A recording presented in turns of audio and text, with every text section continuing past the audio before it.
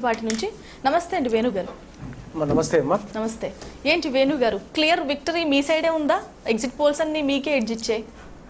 అందరికీ నమస్కారం. ముందుగా 24x7 న్యూస్ ఛానల్ ప్రేక్షకులకు, అదేవిధంగా వేదికను అలంకరించినటువంటి మీడియా మిత్రులకు, అదేవిధంగా ఇతర ప్యానల్ సభ్యులందరికీ శుభ సాయంత్రం.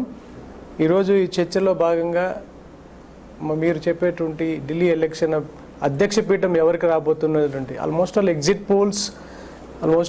పోల్స్ అన్నీ కూడా రేపు ఎగ్జాక్ట్ పోల్స్ కాబోతున్నాయి. రేపు ఉదయం ఎగ్జాక్ట్ పోల్స్లో మీకు ఢిల్లీలో పీఠాన్ని ఎవరు గెలుస్తున్నారనేటువంటి సందర్భాన్ని ఆల్మోస్ట్ ఆల్ ఎగ్జిట్ పోల్ చెప్పేసాయి.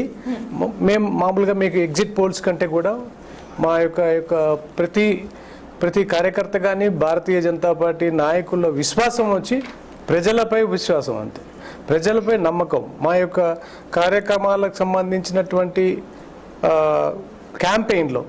గత క్యాంపెయిన్లో విస్తృతంగా ఢిల్లీలో ఈసారి ఆమ్ ఆద్మీ పార్టీని కట్టడి చేయాల్సినటువంటి అవసరం ఉంది. ముఖ్యంగా ఇక్కడ కేసీఆర్ బిడ్డ కవిత లిక్కర్ కుంభకోణంలో ఎక్కడ తీగ లాగితే డొంక కదిలిందంటూ ఢిల్లీలో తీగ లాగితే తెలంగాణలో డొంక కదిలిందంట. అట్లా అదే లిక్కర్ అక్కడ కూడా ప్రజల పాలిట ఒక వరం. అది ఇటువంటి అవినీతి అక్రమాలు చేసినటువంటి కేసీఆర్ కుటుంబాన్ని ఈరోజు ఫామ్ హౌస్లో కూర్చోబెట్టినటువంటి చరిత్ర భారతీయ జనతా పార్టీది. ఆ క్రెడిట్ మీరే తీసుకుంటున్నారా? 100%. నిజంగా మీ వెనకాలే ఉన్నాయి ఈడీ, ఈ ఇన్వెస్టింగ్ ఏజెన్సీస్ అంటూ చాలా కాలం నుంచి ఆరోపిస్తున్నారు వీళ్ళంతా. Let me talk my self అమ్మా. మీరు అడిగిన దానికి సమాధానం చెప్తాను. ఈడీలు తర్వాత సంబంధిత విషయాలు నేను మళ్ళీ మాట్లాడతాను. నేను విషయం కంక్లూడ్ చేస్తాను. నేను మీరు ఢిల్లీ గురించి మాట్లాడుతున్నప్పుడు ఏది clear, right, fine, what is the impact going అనమాట. నేను ఇక్కడ కేసీఆర్ కుటుంబాన్ని వ్యతిరేకించి ప్రజల్లో ఉన్నటువంటి ఆ వ్యతిరేకతను చూపించింది భారతీయ జనతా పార్టీ అని నేను చెప్తున్నాను. బండి సంజయ్ గారు అధ్యక్షతన ప్రతిరోజు భారతీయ జనతా పార్టీ నాయకులు కానీ, కార్యకర్తలు కానీ, యువమోర్చా కార్యకర్తలు కానీ నిత్యం పోరాటాలు చేసిన తరుణంలోనే ఇక్కడ వ్యతిరేకత ప్రజల్లో పుట్టి కొన్ని పలు స్వీయ వ్యూహాల ఫలితాల మేము రాలేకపోయినాము అండ్ కాంగ్రెస్ పార్టీ వచ్చింది. సో దానికి నేను ఇక్కడ తెలంగాణకు సంబంధించి రాజకీయాలు మాట్లాడడంలో మీరు చెప్పినటువంటి అంశంలో భాగంగా ఏదైతే లిక్కర కుంభకోణంలో 2,000 కోట్ల రూపాయల స్కామ్కి సంబంధించి ఒక జైలు, ఆమ్ ఆద్మీ పార్టీకి సంబంధించినటువంటి అధినేత ఆయన ఒక జైలు పాలయ్యి బెయిల్ రాకుండా ఎన్ని నెలలు జైల్లో ఉన్నారు. అటువంటి వ్యక్తి మళ్ళీ ముఖ్యమంత్రి పీఠం మీద ఉంటాననడం అనేటువంటిది అసలు ఇటువంటి ప్రజాస్వామ్యంలో అది గొడ్డలి పెట్టి లాంటిది. ఇక ఎలక్షన్ విషయానికి వస్తే ఆయన చెప్పినటువంటి ఏ అంశంలో కూడా అక్కడ ఫస్ట్ టైము కొంత ఎడ్యుకేషన్ మీద, హెల్త్ మీద కొంచెం కాన్సన్ట్రేషన్ చేయడం జరిగింది. సో దానికి మళ్ళీ ప్రజలు రెండోసారి పట్టం కట్టడం జరిగింది. నేనేమంటున్నానంటే మీరు ఇంటిని చక్కబెట్టుకొని తర్వాత ఇదిలోకి రావాలి. నువ్వు ఢిల్లీలో పంచాయతీ సరిగా లేదు కానీ దేశంలో గెలుస్తానని చెప్పనడం అనేది హాస్యాస్పదం. భారతీయ జనతా పార్టీ ఎన్నో సంవత్సరాలుగా ఒక జాతీయ భావజాలంతో పుట్టిన పార్టీ, హిందుత్వ భావాలతో పుట్టినటువంటి పార్టీ ఇది.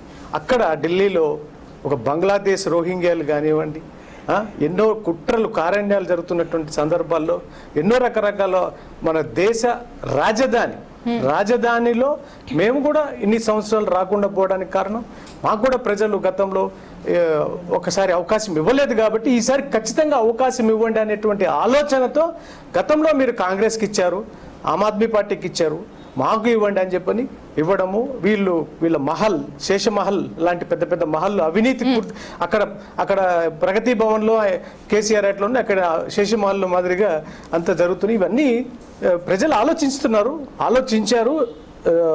ఫలితాలు ఈవీఎం బాక్సులో భద్రంగా ఉన్నాయి. రేపటి రోజున ఇందాకన్నారు మీరు exit polls and exact polls కాబోతున్నాయని. కానీ మనం గత లోక్సభ ఎలక్షన్స్ లో చూస్తే 400+ వస్తాయన్నారు, కానీ 260కే పరిమితం చేశారు. ఇంకా నమ్ముతున్నారా? నేను అదే చెప్తాను, ఎగ్జిట్ పోల్ ఎగ్జాక్ట్ పోల్స్ కాబోతున్నాయి. మేము ఎగ్జిట్ పోల్స్ ని ఎగ్జాక్ట్ పోల్స్ గా మేము ఎప్పుడు కూడా వాటికి మేము అనుకూలం కాదు, అట్లనే మేము వ్యతిరేకం కూడా కాదు. మాకు ప్రజలు వారి యొక్క విశ్వాసంతో మేము మనుగడ సాధిస్తాం. ఈరోజు మొన్నటి లోక్సభ ఎన్నికల్లో కానీ మాకు వచ్చినటువంటి తీర్పుని మేము వెల్కమ్ చేస్తాం, స్వాగతిస్తాం, ఆనందిస్తాం. అంతేగాని ఈవీఎం మిషన్లు పనిచేస్తలేవు, అదే ఈవీఎం మిషన్లలో ఇది మతలబు ఉంది, ఇవన్నీ ఈ కళ్ళబుల్లి మాటలు కాంగ్రెస్ పార్టీ వాళ్ళు చెప్తుంటారు. గెలిస్తేనేమో ఈవీఎంలు మంచివి, ఓడిపోతేనేమో ఈవీఎంలు చెడ్డాయి. అట్లా మేము మా భారతీయ జనతా పార్టీ ఎన్నడూ మాట్లాడలేదు, మాట్లాడబోదు కూడా అని నేను చెప్తున్నాను. రైట్. ఒక్కసారి ఎగ్జిట్ పోల్స్ మనం చూస్తే కనుక చాణక్య స్ట్రాటజీస్ బీజేపీ పార్టీకి 39 నుంచి 44 ఇచ్చింది, ఆప్కి 25 నుంచి 28, కాంగ్రెస్ పార్టీకి ఇచ్చిన ఏకైక సర్వే సంస్థ ఏంటంటే ఇదే 2 నుంచి 3 వస్తాయంటూ చెప్పింది. అలాగే పీపుల్స్ పల్స్ బీజేపీకి 51 నుంచి 60, అలాగే ఆప్కి 10 నుంచి 19, కాంగ్రెస్ అసలు పట్టించుకోలేదు, 0 సీట్లు కేటాయించింది పీపుల్ పల్స్. ఇంకా రిపబ్లిక్ సర్వే సంస్థ ఇచ్చింది బీజేపీ పార్టీకి 39 నుంచి 49, ఆప్కి 21 నుంచి 31, కాంగ్రెస్కి 1. మ్యాట్రిక్స్ చూస్తే బీజేపీకి 35 నుంచి 40, ఆప్కి 32 నుంచి 37, అలాగే కాంగ్రెస్ పార్టీకి 0 నుంచి 1. ఇంకా పోల్ డైరీ బీజేపీ పార్టీకి 42 నుంచి 50, అలాగే ఆప్కి 18 నుంచి 25, కాంగ్రెస్ పార్టీకి 0 నుంచి 2. జేవీఎస్ పోల్ చూస్తే బీజేపీ పార్టీకి 39 నుంచి 45, ఆప్కి 22 నుంచి 31, కాంగ్రెస్ పార్టీకి 0 నుంచి 2. ఇక తెలుగు రాష్ట్రాల్లో ఇందాకటి నుంచి చెప్తున్నాను 100% యాక్యురసీ ఉంది కేకే సంస్థకి, ఎందుకంటే 2 టైమ్స్ కూడా ఎగ్జాక్ట్ గా చెప్పింది. ఆ సంస్థ బీజేపీ పార్టీకి 22, ఆప్కి 39 కట్టబెట్టింది, కాంగ్రెస్ పార్టీకి 0. సో ఓవరాల్ గా వీటిని ఎలా చూడాలంటారంటే కోటిరెడ్డి గారు, మీరు ఒక్కొక్క సంస్థ 10 సీట్లు వ్యత్యాసంతో ఇచ్చింది, మ్యాజిక్ ఫిగర్ 36 అయితే 51 నుంచి 60, ఇంత ఎడ్జ్ ఇవ్వడం కరెక్ట్ అని అంటారు అసలు ఎగ్జిట్ పోల్స్ లో? అంటే ఢిల్లీ ఓటర్కు సంబంధించినంత వరకు వీళ్ళు ఇచ్చినటువంటి విశ్లేషణలు కరెక్ట్ అవుతాయా కాదా అనేది తర్వాత, కానీ ఓటరు 1 సైడ్గా ఉంటారనేది ఒకటి. ఇంతకుముందు ఈ సార్ చెప్తూ మాకు పరిపాలించేటువంటి అవకాశం ఇవ్వలేదు, కాంగ్రెస్కి ఇచ్చారు, ఇది కూడా కరెక్ట్ కాదు. ఢిల్లీ ఓటరు స్పష్టమైనటువంటి విభజనతో ఉన్నాడు. 2019, 2024 అక్కడ ఉన్నటువంటి 7 పార్లమెంటు స్థానాలని బీజేపీయే గెలిచింది. మొన్న కూడా 24 కూడా ఎలక్షన్స్ లో బీజేపీకే కట్టబెట్టారు. అట్ ద సేమ్ టైం 65 స్థానాలు ఆప్ కట్టబెట్టారు. అంటే అక్కడ కేంద్ర ప్రభుత్వము ఢిల్లీని పాలించేటువంటి ప్రభుత్వము ఒకే విధంగా ఉండకూడదని ఓటర్ నిర్ణయించుకున్నాడు. దానికి తగ్గట్లే ఉంటుంది. అంత మెజారిటీ ఇచ్చినప్పుడు ఈ రోజు వీళ్ళు ఇచ్చినటువంటి ఎగ్జిట్ ప్రకారం రాకూడదు అనుకోవడానికి ఛాయిస్ లేదు. అలా అని చెప్పి ఇవి కరెక్ట్ అవుతాయా అని కూడా మనం చెప్పలేము, ఎందుకంటే వాళ్ళ వాటి మధ్య వేరియేషన్ ఉంది. రెండవది అంటే మొత్తం కలిపి ఉన్నటువంటి స్థానాలే 70. ఈ 70 స్థానాల్లో 1, 2 లేదా ఒక 5 స్థానాలు తేడాలు ఇవ్వచ్చు. ఒక్కొక్క ఎగ్జిట్ పోల్ ఎలా ఇచ్చారు, 30 నుంచి 40, 10-12 స్థానాల వ్యత్యాసంతో చూపిస్తున్నారు. అంటే అటైనా ఇటైనా వాళ్ళు ఓన్ చేసుకోవడానికి వీలుగా ఉండేలాగా ఉంది తప్పితే అది గోడ మీద పిల్లివాటంగా ఉంది. అంటే స్పష్టంగా చేశారని చెప్పడానికి కూడా నాకేమీ అందులో క్లారిటీ కనిపించడం లేదు. నేను ఇందాకే చెప్పాను, ఓటరు ఖచ్చితమైనటువంటి విభజన గీసుకున్నారు దానికి తగ్గట్లు. అయితే ఇంకొకటి కూడా చెప్పారు సార్ ప్రత్యేకంగా, ఏంటి ఢిల్లీ లిక్కర్ స్కామ్ అని. ఢిల్లీ